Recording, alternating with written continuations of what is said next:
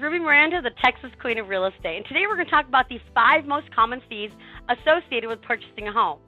Now, when you're looking at homes online, the sales price that the house is listed for is not the only cost associated with buying a home. There are many other fees that are associated with buying a home and owning real estate in general. So make sure that you're familiar with these home buyer fees and that you've budgeted for them. The first one is down payment. This is the most common fee that home buyers are familiar with.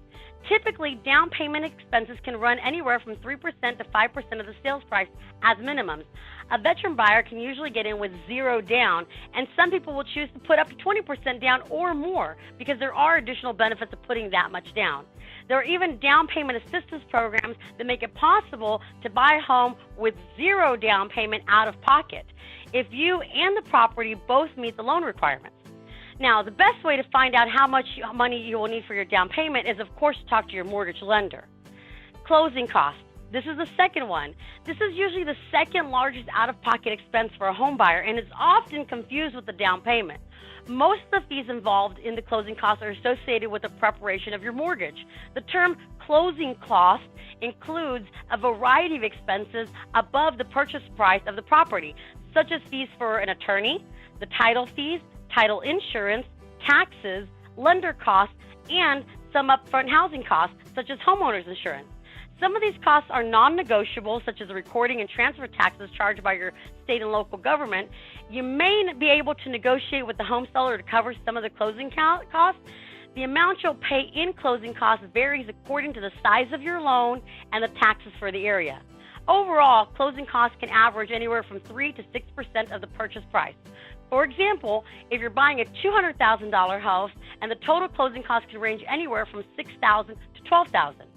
Now, the next fee is earnest money. Earnest money is not necessarily a fee, but it is something to be aware of because you will need funds up front for you to put on the contract once you get a house under contract. Earnest money is basically a buyer's proof that you earnestly want to purchase the home.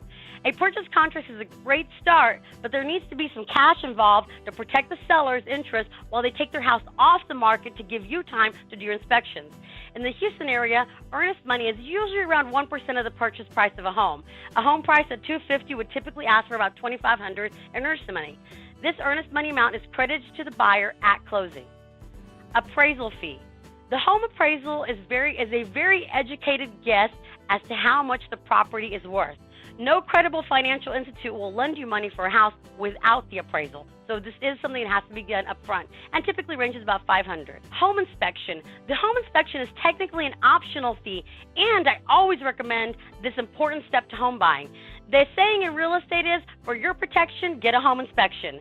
The real estate inspector will determine whether there are any problems that need to be addressed before moving forward with the home purchase. An inspector is looking at the mechanical functions of the house, such as electrical system, plumbing, roof, and things like that, just to name a few. There are also specific inspectors who specialize in certain parts of the home, like a pool inspector or a termite inspector.